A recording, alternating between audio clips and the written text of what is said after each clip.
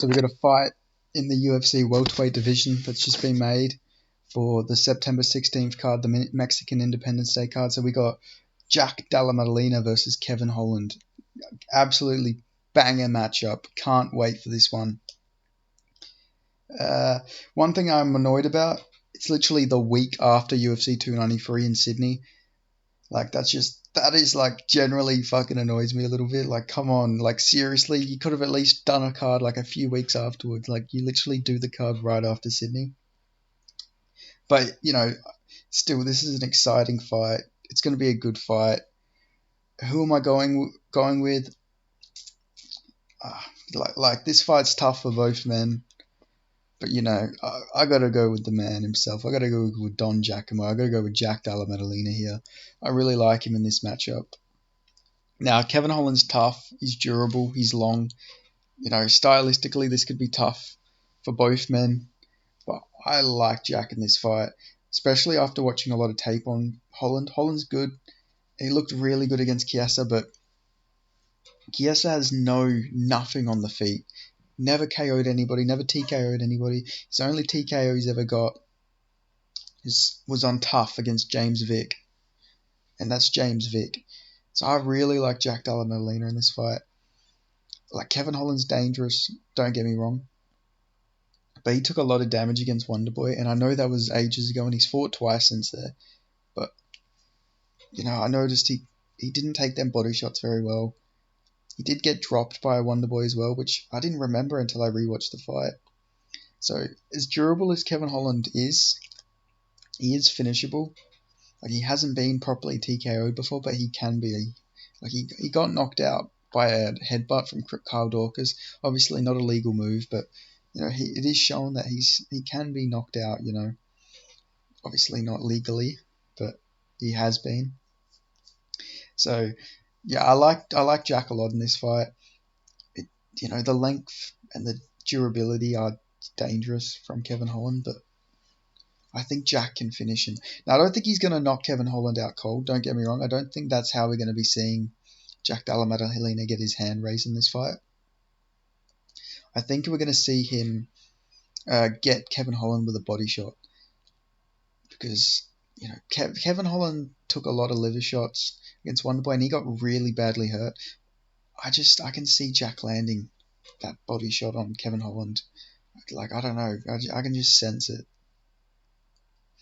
But, yeah, this fight's going to be really good. That Mexican Independence Day card, fuck me, man. That is such a stacked card. It was meant to have Kelvin Gastelum versus Shavkat Rakhmonov.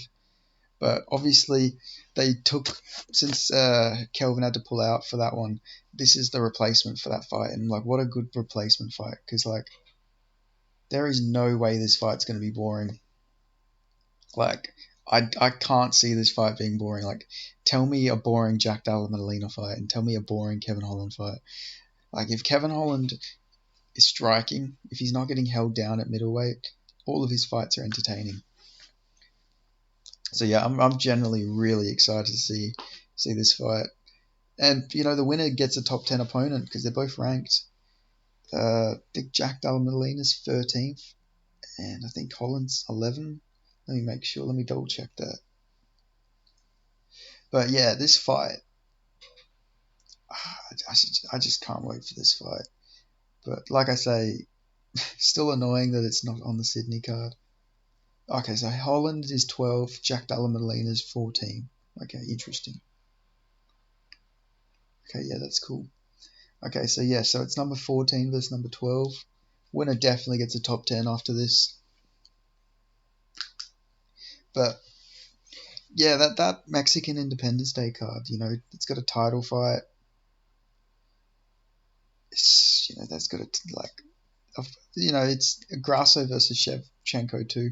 I'm glad it's a fight night. Like, it's better than that fight being on a pay-per-view. Like, okay, I don't know. I feel like the UFC should do more title fights on fight nights. Like, I don't know. I feel like it'd be good. It would help out a lot more. Then you don't have to do random pay-per-views that aren't very good with, like, shit headliners. Like, there's some title fights that just should be on fight nights. Like, if you get what I mean. Like, there's some that just can't main event a pay-per-view. So yeah, they need to do more title fights like that. But yeah, this fight with Jack Della Maddalena and Kevin Holland, I see this fight being very scrappy in the first. I see them getting scrappy. I see Jack finding his timing a little bit to start to get off a little bit, and then in the second round, I think he drops Kevin Holland and finishes him with a body shot. But man, I am salty that this isn't on the Sydney card, but at the same time, I'm not going to the Sydney card, so I'm not too fussed. Because I had a feeling that Sydney card wasn't going to be too, good. Because it didn't time up well. Like, Volkanovski's not going to be on it. You're not going to have Robert Whittaker on there. Like, there's just so many fighters that weren't going to make it. And, with Jack Della Maddalena not making it either, it's like, fuck, man. Like, just that's a no-go. I don't want to watch that. Like, well, I'm not going to watch the card.